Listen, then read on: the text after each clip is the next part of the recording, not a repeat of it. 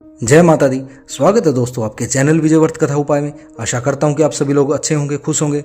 आज माता चंद्रघंटा के तीसरे नवरात्र की आप सभी को हार्दिक शुभकामनाएं। माता चंद्रघंटा के आशीर्वाद से आप सभी लोगों की मनोकामना पूर्ण हो।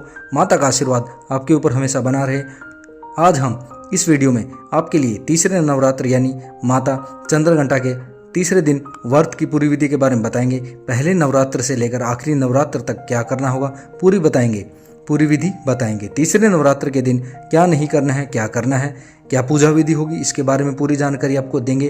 क्या भोग लगाना है माता का, क्या साधना मंत्र बोलना है, क्या पूजा सामग्री होगी, तीसरे नवरात्र का महत्व होता क्या है, क्या कथा होगी, तीसरे नवरात्र के दिन माता चंद्रघंटा को कैसे मनाया जाए। इस वीडियो को कृपा करके पूरा जरूर सुने, तभी आप माता चंद्रघंटा को खुश करके अपनी इच्छा पूर्ण कर पाओगे और उनका आशीर्वाद ले पाओगे।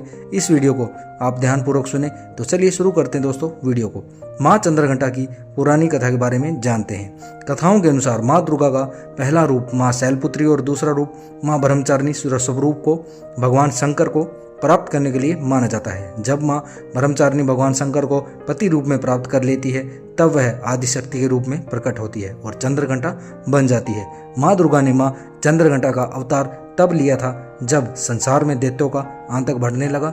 साथ ही उस समय महिषासुर का भयंकर युद्ध देवताओं से चल रहा था। महिषासुर देवराज इंद्र का सिंहासन प्राप्त करना चाहते थे।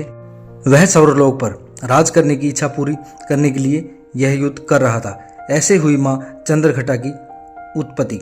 जब देवताओं को महिषासुर इच्छा का पता चला तो वे परेशान हो गए और भगवान ब्रह्मा विष्णु महेश के पास पहुंचे।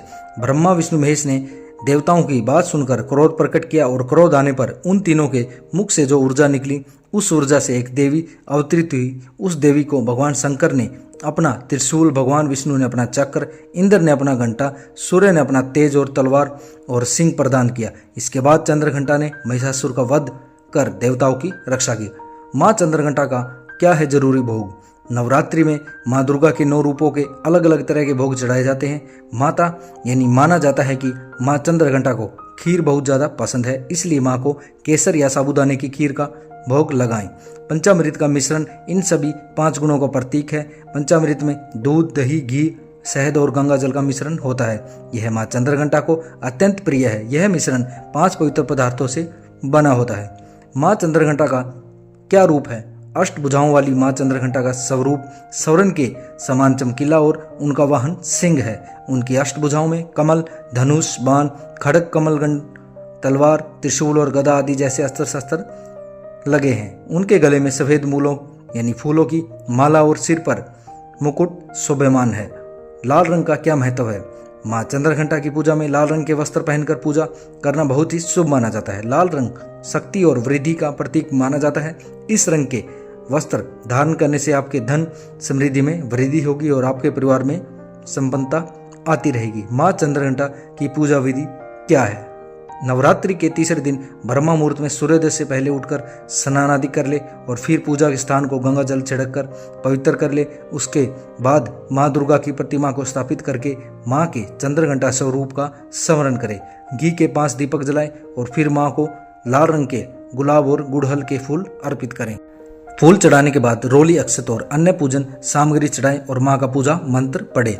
उसके बाद कपूर घी के दीपक से माता की आरती उतारे और पूरे घर में शंख और घंटों की ध्वनि करें। पूजा के वक्त शंख और घंटी का प्रयोग करने से माहौल में सकारात्मकता बढ़ती है और नकारात्मक ऊर्जा का नाश होता है। पूजा के बाद माँ को केसर की खीर का भोग लगाएं और माँ से क्षमा प्रार्थना करके पूजा संपन्न करें।